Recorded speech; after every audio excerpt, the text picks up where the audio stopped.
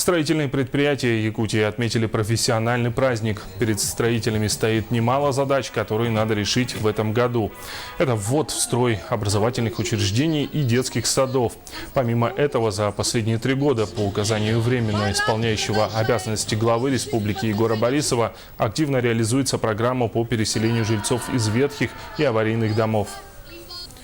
Герои нашего следующего сюжета Вячеслав Поляков и Дмитрий Петриченко не первый год трудятся в специализированном тресте «Алмазтехмонтаж» Айхала Удачинского отделения УКС. Почему они связали жизнь именно с профессией строителя, выясняла Ирина Балкова. Профессия строителя во все времена была окружена всеобщим почетом и уважением.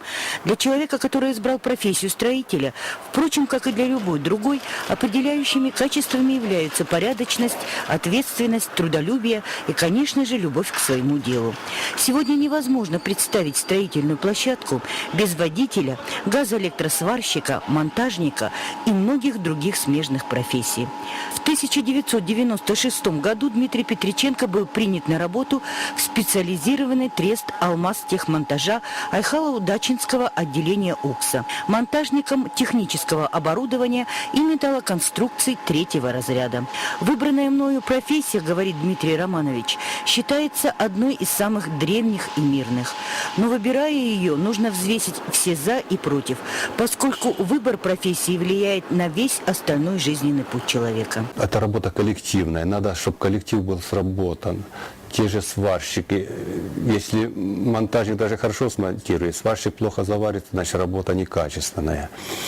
Если монтажники плохо смонтируют, сварщик хорошо заварит, тоже эта работа не годится, она некачественная. Так что это коллективная работа, и все должны быть сработаны. Вячеслав Поляков работает водителем в специализированном тресте «Алмазтехмонтажа» уже на протяжении 10 лет. В силу своей скромности Вячеслав Илардиевич отказался нам дать интервью, поскольку считает, что его вклад в развитие производства невелик. Он просто выполняет свои каждодневные обязанности. «Я делаю все для того, чтобы работать с вдохновением и нести людям радость», — говорит он.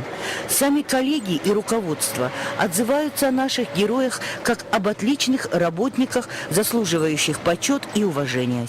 Эти люди отличились тем, что они добросовестно относятся к своей работе. Петриченко работает у нас с 96-го года монтажником, принят был по 3-му разряду, на сегодняшний день у него 5-й разряд. Также Поляков принят был в 4-м году, и по сей день они оба работают.